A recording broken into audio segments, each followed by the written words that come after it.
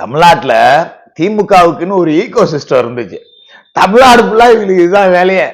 என்னன்னா, ஏதாவது ஒரு பிரச்சனை நடந்துருச்சுன்னு வச்சுங்களேன், திமுக நேரடியா இறங்க மாட்டாங்க. ஃபர்ஸ்ட் இந்த ஓசி சோறு போட்டு வளர்க்குறாங்க பாத்தீங்கன்னா, கருப்பு சட்டை கோஷ்டி இவங்களதான் கிளப்பி விடுவாங்க. இவங்க அங்க இருந்து வந்து சனாதனத்தை அறுத்து தள்ளிட்டோம், போயிட்டோம், வந்துட்டோம் அப்படிம்பாங்க. இப்ப என்னடான்னா, இந்த ரத்தன் பண்டிட்ட நியமிச்சதை நானே கூட விமர்சிச்சு பேசியிருக்கேன். ஆனா இவங்க கதை என்னன்னா, வீடு முழுக்க பாப்பனர்களை கூட்டு வந்து ஓம வளர்க்கறது தான் இவங்களோட முழு வேலைய. இவங்க அடுத்தவங்களுக்கு பார்ப்பன எதிர்ப்பு அப்படிங்கிறத சொல்லிட்டு இருக்காங்க. பட் ஓகே, கொஞ்சம் சீரியஸா பேசிடுவோம். அதாவது உதயநிதி சனாதனத்தை ஒழிக்கணும் அப்படின்னு சொல்லிட்டு சட்டசபைக்குள்ளேயே பேசியிருக்காரு. இதுக்கு தாண்டா உங்களெல்லாம் கழுவி ஊத்துறது, காரி காரி துப்புறது. அதாவது அரசியல் சாசனப்படி சாதி மத சார்பற்று பதவி பிரமாணம் எடுத்துக்கிட்ட ஒருத்தர் அது என்ன குறிப்பிட்ட மதத்தை மட்டும் அழிச்சிருவேன் கிழிச்சிருவேன்னு பேசுறது. இப்ப முதல்வர் விஜய் வந்து ஒரு கிறிஸ்துவர், ஆனா கோயிலுக்கு எல்லாம் போறாரு, பொட்டெல்லாம் கூட வச்சிருக்காரு. அது என்னமோ அரகஜா பொட்டு அப்படின்னு அதுக்கு ஒரு கதை சொல்லிட்டு இருக்காங்க. பட் ஓகே, அது அவரோட நம்பிக்கை, அதுல நம்ம தலையிட போறது கிடையாது.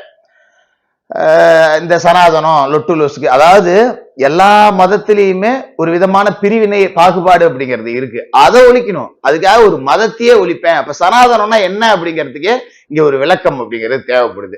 நீ வீரமணியை கேட்டா அவரு ஒரு விளக்கம் கொடுப்பாரு, சுபவீர பாண்டியனை பார்த்தா அவரு ஒரு விளக்கம் கொடுப்பாரு. ஆனா உண்மை தெரிஞ்ச எவன்ட்டையுமே இவங்க விளக்கம் கேட்க மாட்டாங்க. இந்த மாதிரி விளக்கமாறுங்களை தான் கூப்பிட்டு வச்சு விளக்கம் கேட்டுக்கிட்டு இருப்பாங்க.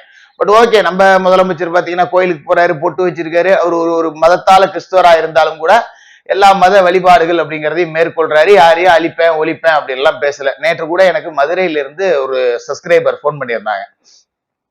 ஒரு குறிப்பிட்ட பகுதியில வேட்பாளர் பேரே தெரியாம நாங்க கிட்டத்தட்ட ஒரு 300 ஓட்டு போட்டோம், நாங்க எல்லாமே இந்துக்கள் தான். ஆனா அந்த மதுரை எம்எல்ஏ, தாவேகா எம்எல்ஏ சனாதனத்தை நாங்க ஒழிக்காம விட மாட்டோம்னு பேசுறாரு. ஒரு ஒரு இஸ்லாமியர் வந்து இப்படி பேசுறது அப்படிங்கிறது எங்களுக்கு அவமானமா இருக்கு. நாங்க விஜய்க்காக தானே ஓட்டு போட்டோம், இவன் இப்படி பேசுறான் அப்படிங்கிறப்ப நாங்க அடுத்த வாட்டி எந்த முகத்தை வச்சுட்டு போய் ஓட்டு கேட்கறது அப்படிங்கிற மாதிரியான பேச்சுவார்த்தை எல்லாத்தையுமே என்கிட்ட சொன்னாங்க. அதனால இந்த தேவையில்லாத குறிப்பிட்ட மதத்தை துவேஷம் பண்ணி, அதாவது இப்ப திமுக பாத்தீங்கன்னா முஸ்லிம் கிறிஸ்டின் ஓட்டுக்காக இந்துக்களை எதிர்த்து எங்க வேணாலும் எப்படி வேணாலும் பேசிட்டு இருப்பாங்க. பட் டிவிகேவுக்கு மதம் சாராம, கட்சி சாராம, ஜாதி சாராம, பணம் பார்க்காம, எதையும் பார்க்காம மக்கள் ஓட்டு போட்டிருக்கு. அப்ப இது ஒரு மக்கள் புரட்சி அப்படிங்கிறது தான். இதுக்குள்ள கொண்டு வந்து குறிப்பிட்ட மதத்தை மட்டும் கிரிட்டிசைஸ் பண்ணக்கூடிய உதயநிதியோட ஃபார்முலாவை, திமுகவோட ஃபார்முலாவை மதுரை தாவேகா எம்எல்ஏ கையில் எடுத்தது அப்படிங்கறதெல்லாம் கொஞ்சம் ஏர்லியராகவே கண்டிக்கணும் அப்படிங்கிறதையும் நம்ம கோரிக்கையா வச்சுக்கிறோம். உடனே என்ன சங்கின்னு தூக்கிட்டு வராதிங்க, ஏன்னா இங்கே பல பிரச்சனை இருக்கு.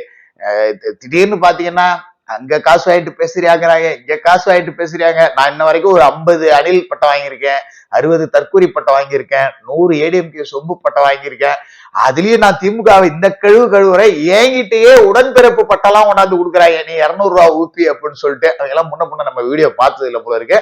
இப்ப இதை பத்தி பேசுறேன் அப்படிங்கிறதுக்காக சங்கி பட்டத்தையும் கூட்டு வந்துடாதீங்க. நடுநிலையா இருக்கணும் அப்படிங்கிறதுக்காக இதை ஒரு கோரிக்கையா வச்சுக்கிறேன். இன்னைக்கு இன்னும் நிறைய வீடியோக்கள் நம்ம கிட்டே இருந்து வரும், ஏன்னா முக்கியமான விஷயங்கள் அப்படிங்கிறதெல்லாம் இருக்கு.